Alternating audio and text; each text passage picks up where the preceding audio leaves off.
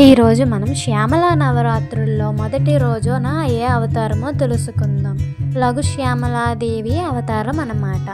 శ్రీ విద్యా సంప్రదాయంలోని రాజశ్యామల లలితాంబిక యొక్క మంత్రాన్ని మరియు జ్ఞానశక్తిగా పూజించబడే దేవత అని మనకు తెలుసు.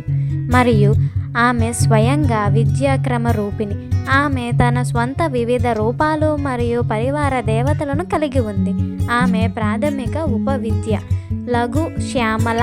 లఘు అంటే చిన్నది. ఎలా అయితే త్రిపురాంబికకి బాలా త్రిపుర సుందరిగా, అలాగే రాజశ్యామలకి లఘు శ్యామల, వారాహి దేవికి లఘు వారాహిని కూడా చూస్తాం. ఈ శ్యామల ఎందుకు లఘు?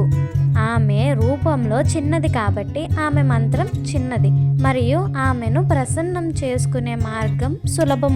అందువలన మాతంగ ముని దేవి గురించి తపస్సు చేస్తున్నప్పుడు ఆమె రాజశ్యామలాగా కనిపించింది మరియు అతని కోరికపై ఆమె లఘు మాతంగి రూపంలోని అతని కుమార్తె అయినది.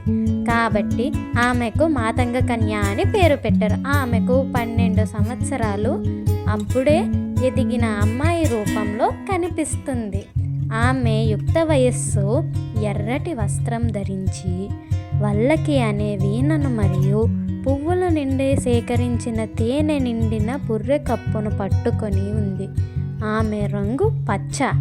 ప్రతి ఒక్కరిని ఆమె చిరునవ్వు మంత్రముగ్ధును చేస్తుందన్నమాట.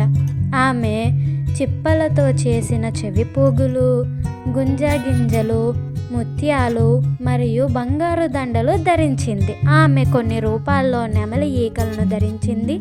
కదంబవనంలో నివసిస్తుంది.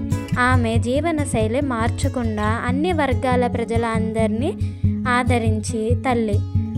ఆమె ఉచ్ఛిష్ట చండాలిని అనే పేరు పొందింది. అలాగే మిగిలిపోవడం ద్వారా కూడా ఆమె ఆనందాన్ని పొందింది. ఆమె లఘు పూజలకు కూడా శీఘ్ర అనుగ్రహం ఇస్తుంది. కావున ఈమె మంత్రం శ్రీ లఘు శ్యామలాదేవియే నమః. సబ్స్క్రైబ్ చేసుకోవడం మర్చిపోకండి. For more content please follow త్రిజీవ.